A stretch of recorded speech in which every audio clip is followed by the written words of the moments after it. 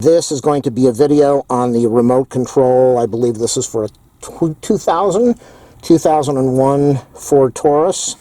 These are the remotes. One of them works, the other doesn't. Why? Because of the battery. It uses an A27 battery. The battery that's in here is a really old Radio Shack battery. And so, how did I figure this out? The car wouldn't start. I took one of the remotes and the car wouldn't start. I pressed the button to open up the door. It did not open. I took this thing, pressed the button to open up the door. It opened. The key worked.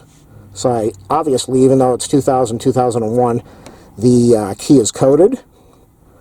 Not as coded as the newer cars, the newer vehicles, but it's coded. And so it recognized the battery was dead and it would not start. So what I'm going to do is, I believe this is the one. Let's check it out. Okay, hold on. So we're looking at that. It does not open with the one that I showed you was bad. I'm going to do the one that's good.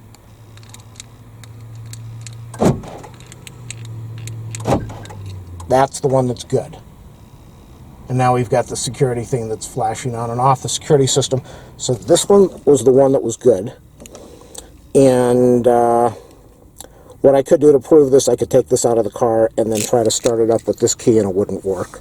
But I'm not going to do that. If my video helps you, do a thumbs up, subscribe, like, share, comment. Let's make this awesome video go viral.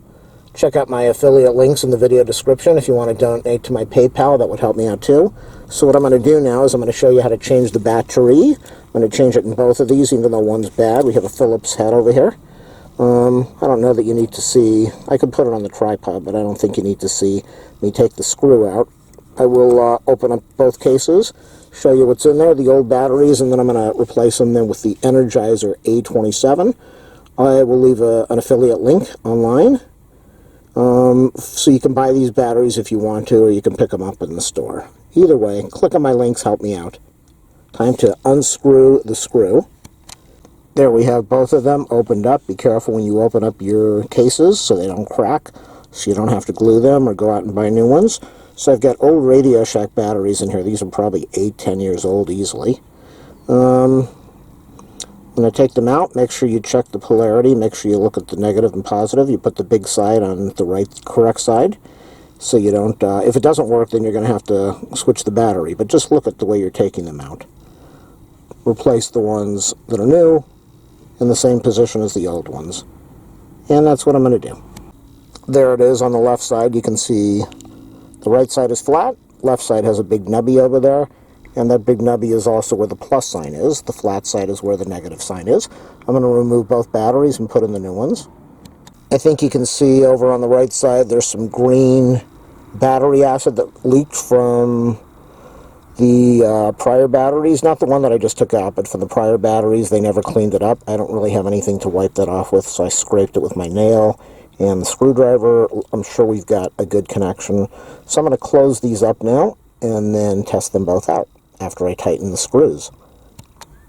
Both of these are now closed up. Screws are tightened down. I don't know if you're going to be able to hear it, but let's try the button again. Close. Nothing's working. Well, that's not a good sign. Okay, that one worked. And that was the one that was, that's the good one. This is not a good thing. This one wasn't working before. And it's not, oh, there we go.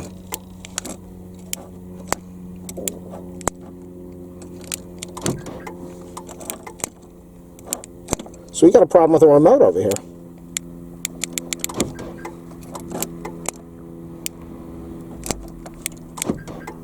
It's not doing the buttons. Let's open this up one more time. Now, we've got 3 buttons. Remember I said I was having a problem opening or closing. I don't remember what it was. So I know that this works. This is, I believe, the alarm. I'm not sure what the word used to be underneath there. Over here, you press, the light flashes. Over here, you press, double flash. Over here, we press, nothing, nothing, nothing. There we go, one flash. So obviously, we're having a problem with the switch. I don't know if it's the switch. It's definitely not the battery because this works. So what I'm going to do, nice click.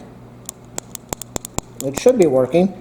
This has sat in somebody's house for probably 15 years. So what I'm going to do is open this thing up, remove the battery so I don't short anything out. I'm going to try to go in there and put some isopropyl alcohol, about 90% or so, into the switch and see if I can clean everything up. Maybe it will work, maybe it won't. If it doesn't, then I'll look at the soldered connections, see if that's a problem. Hopefully I can salvage this key. Originally, it was the battery problem, I believe. Maybe not. But what we know is that light flashes very easily over there, light flashes very easily over there, and no matter how many times I press this thing, I just have a hard time making it work. Now I'm wiggling it around and I'm starting to get a little better contact over there. So there might be a little gunk inside the contacts that I'm going to remove the battery, put a little isopropyl in there. If that doesn't work, then I'll pull the board out, see if there are some bad solder connections. These switches go bad after they're used many, many times. The whole thing is that this has barely been used, so I think it is just a problem with dirt inside the switch. A little bit too much. You can see it poured all over the towel over there. The reason that you want to use alcohol is because it will dry. If you use 70%, that's fine, but 91% is 91% alcohol and not that much water. If you use 70%, there's a lot more other stuff in there. When you use alcohol, it will dry. Air will dry it. And if you get alcohol inside the switch, if you have alcohol in there and you press the switch, it might short out and you might cause some damage. So you do want to let this thing completely air dry. If you have a compressed air or something, you can blow across there to make sure that it's completely out. But you can see over here, everything is nice and clean. It also removed the battery acid that was over there. I actually poured a lot of it and it went all inside the case. So I'm going to try the switch right now. I'm not expecting much. I'm expecting there could be a problem. If there was dirt, then the 91% alcohol will definitely have removed that. I'm going to turn off the camera, blow a little bit of air into here to make sure that there is no moisture underneath the case or inside the switch. But as I said, by using 91%, it will air dry very quickly and you shouldn't have a problem. Now I put the battery in and the little light over there was on, which is not a good thing. That means that the circuit is being completed by some moisture. So there might have been moisture on the back of this. Looking at the switch, we have the solder connection for the switch over there, solder connection for the switch over there. They both look very nice. And on the top they look nice also. So there might be a little bit of moisture in the switch or underneath the switch. I'm going to let this dry a little bit longer, a little bit more air to make sure there's no moisture around the chip or the switches. And then I'll test this out. If that doesn't work, then it's time to reheat, reflow the solder on the switch. But there's a very good possibility it just might be a bad switch, but it shouldn't be. The inside of the case is dry. There is no more alcohol. So I'm just going to slide this in here and slide it under its little part over there so it's secure. I'm going to put the battery back in and let's see what happens.